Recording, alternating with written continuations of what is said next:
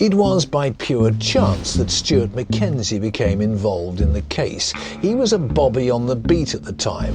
Now I'm going to find out how he and his colleague Tony White became instrumental in the capture of the Black Panther.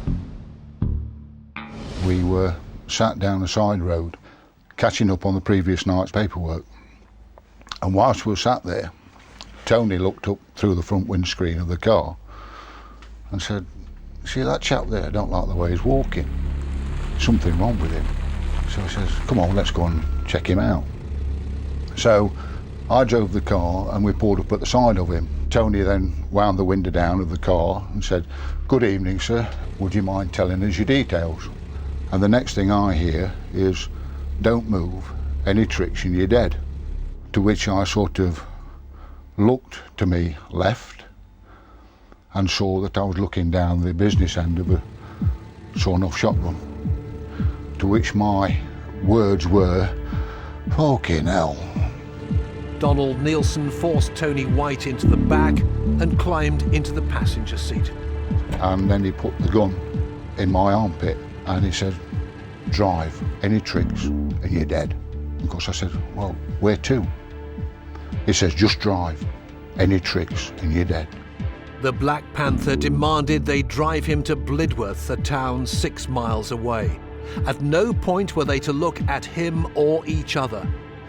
Slowly, Stuart's colleague managed to change his position on the back seat. At that point, we got eye contact. And my main concern was, sort of kept doing that. In other words, get this gun from out of my armpit. And he kept going, sort of shaking his head and saying no. And I'm going down towards this junction.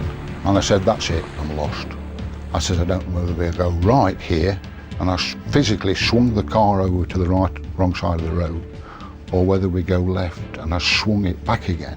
And at that point, Neilson looked out the window. I hit the brakes of the car, the gun goes off. And at the same time, I've hit the door, and I've rolled out the police car. As I'm doing that, Tony shouts, "He shot me." Thinking that his partner was dead, Stuart forced Neilson out of the car. In doing so, he grabbed hold of the shotgun that had nearly killed him.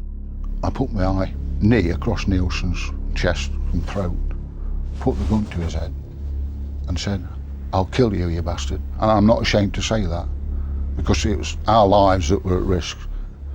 And I'm sort of stood like this with an arm lock, and unbeknown to me, he's ferreting under his jacket.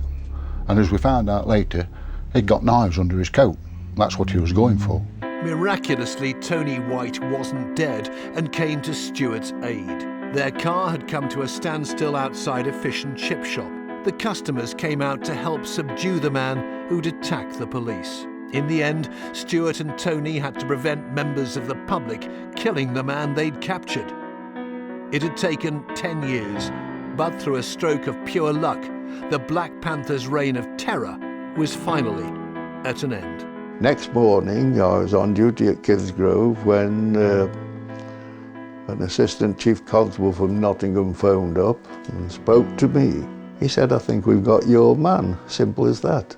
I said, "We'll come over."